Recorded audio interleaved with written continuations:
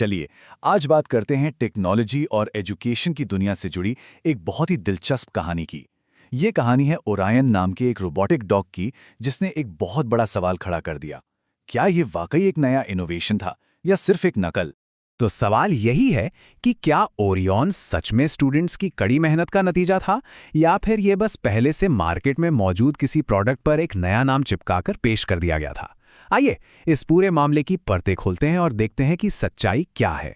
तो हमारी कहानी की शुरुआत होती है भारत के एक बहुत बड़े टेक समिट से, जहां एक नई चीज ने सबका ध्यान अपनी तरफ खींच लिया। वक्त था फरवरी 2026 का और जगह थी नई दिल्ली का भारत मंडपम। मौका था इंडिया एआई इम्पैक्ट समिट का। यहीं पर गैलगोटियस यूनिवर्सिटी ने ओरायन को दुनिया के सामने पेश किया। इसे स्टूडेंट्स की इनोवेशन की एक बहुत बड़ी जीत बताकर पेश किया गया और इसने आते ही इंटरनेट पर तहलका मचा दिया। लेकिन जैसे ही ओरियन के वीडियो वायरल हुए, कहानी में एक नया मोड़ आ गया। टेक्नोलॉजी में दिलचस्पी रखने वालों और रोबोटिक्स के एक्सपर्ट्स ने इन वीडियोस को जरा गौर से देखना शुरू किया और उन्होंने जो पाया उसने पूरी कहानी का रुख ही बदल दिया। देखिए, जो एक्सपर्ट्स होते हैं उनकी नज़रें बहुत पारखी होती हैं। उन्होंने तुरंत कुछ चीज़ें नोटिस की। ओरियन का बॉडी डिज़ाइन, उसके मोटर जॉइंट्स यानी वो हिस्से जो उसके पैरों को हिलाते हैं, और यहाँ तक कि उसके चलने का तरीका भी, सब कुछ बाजार में पहले से मौजूद कमर्शियल रोबोट डॉग से हूबहू मिलता जुलता लग रहा था। और बस यहीं से वो बड़ा सवाल उठा जिसने सोशल मीडिया पर आग लगा दी। ऑनलाइन कम्युनिटी पूछने लगी कि भाई, अगर सब कुछ इतना मिलता जुलता है तो क्या इसे सच में स्टूडेंट्स ने स्क्रैच से, मतलब बिल्कुल जीरो से बनाया था? इस एक सवाल ने एक बड़ी बहस छेड़ दी। मामला दो खेमों में बंट गया। एक तरफ थे आरोप लगाने वाले और दूसरी तरफ थी यूनिवर्सिटी जो अपना पक्ष रख रही थी। दोनों तरफ की कहानियां बिल्कुल अलग थीं।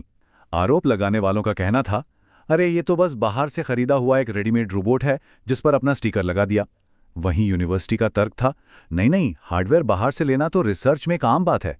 असली इनोवेशन तो इसके दिमाग में है, मतलब वो एआई सॉफ्टवेयर जिसे हमारे स्टूडेंट्स ने डेवलप किया है। अच्छा, अब इस पूरे विवाद को ठीक से समझने के लिए हमें थोड़ा सा टेक्निकल होना पड़ेगा। मतलब ये समझना पड़ेगा कि एक मॉडर्न रोबोट आखिर काम कैसे करता है और बनता कैसे है। चलिए इसे थोड़ा आसान भाषा में समझते हैं। सोचिए, एक रोबोट ना एक कंप्यूटर की तरह ही होता है। इसकी 3 लेयर्स होती हैं। पहली लेयर है हार्डवेयर, यानी रोबोट का शरीर, उसकी मोटरें और सेंसर्स। दूसरी लेयर है कंट्रोल सिस्टम। ये वो बेसिक सॉफ्टवेयर है जो हार्डवेयर को कंट्रोल करता है, मतलब हाथ पैर कैसे हिलेंगे, बैलेंस कैसे बनेगा वगैरह। और तीसरी और सबसे जरूरी लेयर है एआई सॉफ्टवेयर। ये है रोबोट का असली दिमाग जो उसे खुद से सोचने और फैसले लेने की ताकत देता है, ठीक जैसे हमारे कंप्यूटर में ऑपरेटिंग सिस्टम और ऐप्स होते हैं। तो सवाल फिर वहीं आके अटक गया। जब यूनिवर्सिटी कह रही थी कि रोबोट छात्रों ने बनाया है, तो वो इन 3 लेयर्स में से किस लेयर की बात कर रही थी? क्या हार्डवेयर की, कंट्रोल सिस्टम की, या फिर सिर्फ एआई सॉफ्टवेयर की? तो इस पूरे हंगामे की असली जड़ क्या थी और आखिर में इसका असर क्या हुआ? देखिए, एक बात साफ समझनी जरूरी है। ये कोई कानूनी धोखाधड़ी का केस नहीं था। मामला था कम्युनिकेशन का, मतलब अपनी बात को सही ढंग से पेश ना कर पाने का। विवाद इस बात पर था कि जो दावा किया गया और जो हकीकत थी, क्या उन दोनों में एक गैप था? इस विवाद के नतीजे मिले जुले रहे। एक तरफ जाहिर है यूनिवर्सिटी की साख पर सवाल उठे, सोशल मीडिया पर काफी ट्रोलिंग हुई। लेकिन इसका एक पॉजिटिव साइड भी था। इसने पूरे देश में एक बहुत जरूरी बहस छेड़ दी कि भारत में असली रोबोटिक्स रिसर्च का मतलब क्या है और क्या किसी बने बनाए प्लेटफॉर्म पर काम करना एक नया प्रोडक्ट बनाने के बराबर माना जा सकता है। और ये जो लाइन है ना, ये पूरे मामले का निचोड़ है कि क्या जीरो से एक रोबोट बनाना और एक खरीदे हुए प्लेटफॉर्म पर एआई सॉफ्टवेयर डेवलप करना, क्या ये दोनों एक ही बात है? शायद इसी अंतर को साफ साफ न बता पाना ही इस पूरे विवाद की असली वजह बना। तो ओरायन का ये पूरा मामला हमें एक बहुत बड़े और अहम सवाल पर लाकर छोड़ देता है।